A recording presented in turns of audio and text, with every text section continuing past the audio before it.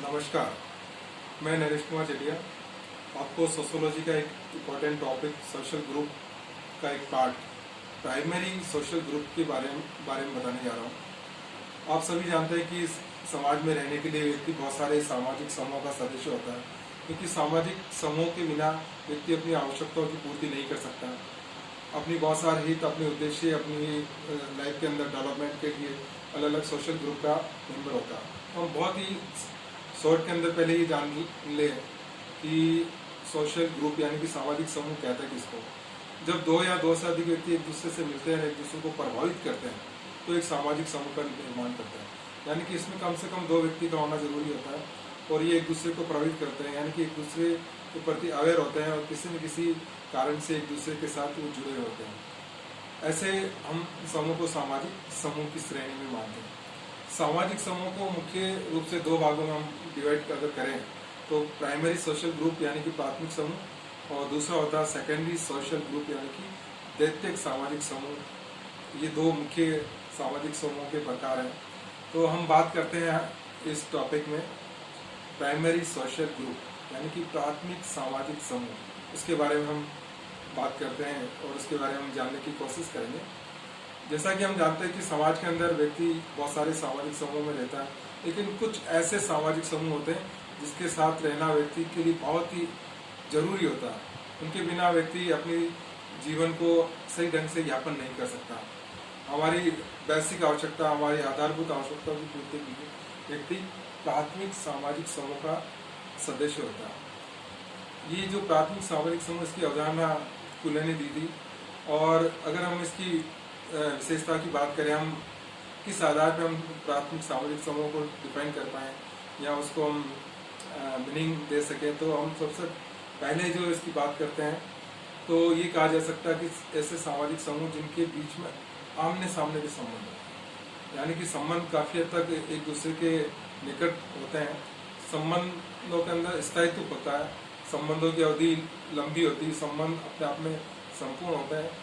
यानी कि काफ़ी हद तक ऐसे सामाजिक समूह होते हैं जिनके बीच में घनिष्ठ सामाजिक संबंध पाए जाते हैं। ऐसे सामाजिक समूह को हम प्राथमिक सामाजिक समूह कहते हैं। इसके एग्जाम्पल के तौर पे हम कह सकते हैं कि जैसे फैमिली, हमारा दोस्तों का ग्रुप यानी कि फ्रेंड्स ग्रुप, हमारी कोई भी क्रिकेट टीम है, हमारे बहुत सारे जैसे जो रिलेटिव है उनका ग्रुप, ये सारे के सारे प्राथमिक सामाजिक समूह की श्रेणी में आते हैं। अगर हम इसकी भौतिक विशेषताओं की बात करें तो सबसे पहले आता है इसके अंदर शारीरिक समीपता पाई जाती है। यानी कि अधिकांश जो प्राथमिक सामाजिक समूह, इसके जो मेंबर्स होते हैं, ये एक दूसरे के काफ़ी हद तक करीब रहते हैं। यानी कि इनका मिलना जुलना काफ़ी निरंतर होता रहता है, एक दूसरे के आसपास ही रहते हैं और इनकी संबंधों के अंदर काफ़ी निरंतरता पाई जाती है। हालांकि कई बार जैसे नौकरी के कारण, व्यवसाय के कारण सदस्य एक दूसरे से दूर रहते हैं, लेकिन इसके बावजूद भी वो मानसिक यानी कि मन से एक दूसरे से जुड़े रहते हैं और जब भी उनको मौका पड़ता है एक दूसरे के वो करीब रहते हैं। तो ये शारीरिक समीपता इसकी भौतिक विशेषता है।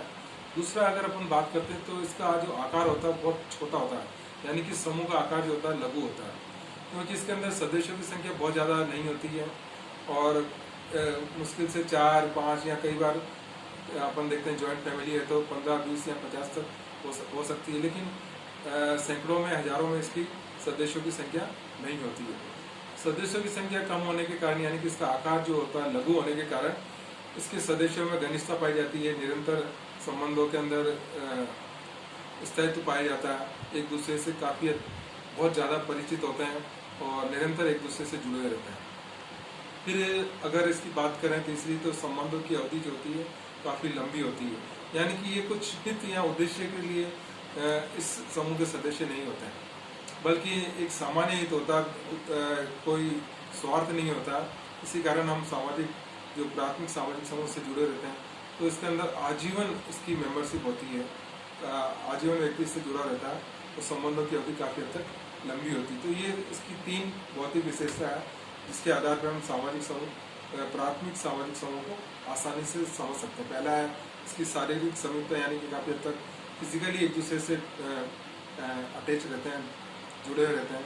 दूसरा, इसका आकार बहुत छोटा होता है और तीसरा होता है संबंधों की अवधि काफ़ी लंबी होती है। फिर अपन इसकी आंतरिक विशेषताओं की बात करते हैं तो हम देखते हैं कि इसके अंदर संबंध जो होते हैं स्वयं साध्य होते हैं।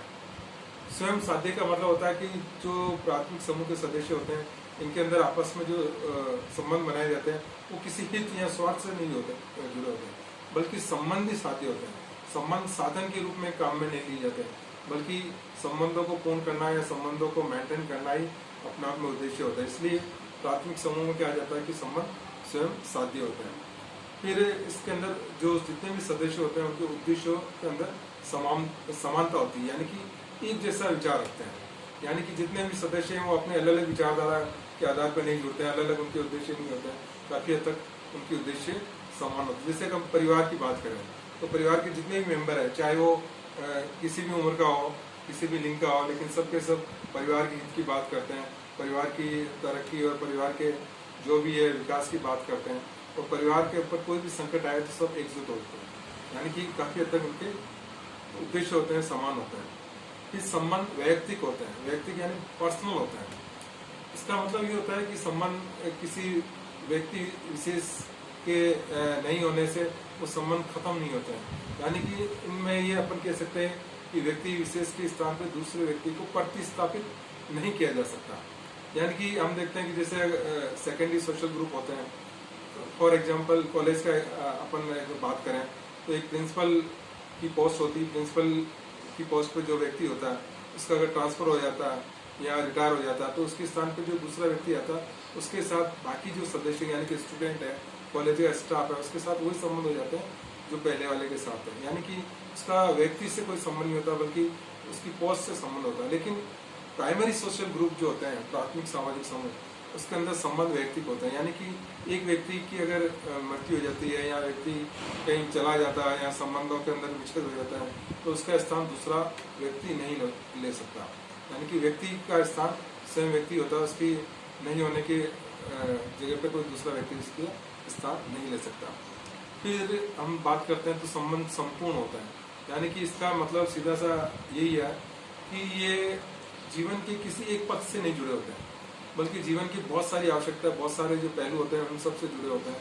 यानी कि हमारी सामाजिक, आर्थिक, धार्मिक सब तरह की आवश्यकताओं की हितों की पूर्ति प्राथमिक सामाजिक समूह होती है।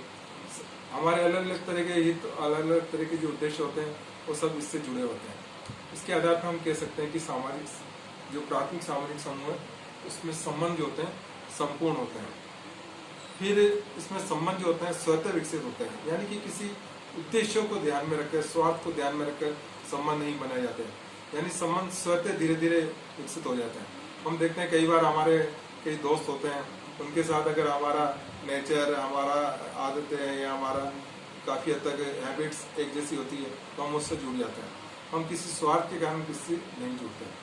और इसी पर फैमिली के अंदर देखते हैं संबंधों के अंदर घनिष्ठता होती है, संबंध लंबे समय तक चलते हैं। तो ये संबंध क्या होते हैं, स्वतः धीरे धीरे विकसित हो जाते हैं। इसके लिए कोई औपचारिक प्रक्रिया करने की आवश्यकता नहीं होती है। यहाँ बहुत जागरूक रह के संबंधों को मेंटेन नहीं किया जाता, बल्कि स्वतः विकसित होता रहता है। और संबंधों की अवधि जो होती है काफी हद तक लंबी होती है। यानी कि संबंध जो होते हैं वो किसी समय से इसके साथ नहीं जुड़े होते हैं। और इस प्रकार हम देखते हैं कि प्राथमिक सामाजिक समूह होता है उसके स्थान कोई भी नहीं ले सकता। हमारे जीवन के अंदर प्राथमिक सामाजिक समूह जो है उसकी काफी आवश्यकता है। बिना प्राथमिक सामाजिक समूह के व्यक्ति का जीवन यापन नहीं हो सकता। हमारे जीवन के अंदर अगर इसकी इम्पोर्टेंस की बात करते हैं बहुत शॉर्ट के अंदर, तो हमारे जो संस्कृत, जो हमारी कल्चर है, संस्कृति का स्थानांतरण वो इसके माध्यम से होता है। व्यक्ति की आवश्यकता की पूर्ति इसके माध्यम से होती है। व्यक्ति को मॉरल सपोर्ट इसके माध्यम से मिलता है और व्यक्ति का विकास इसके माध्यम से होता है। तो हमारे जीवन में प्राथमिक सामाजिक समूह बहुत ही महत्वपूर्ण स्थान रखते हैं। धन्यवाद।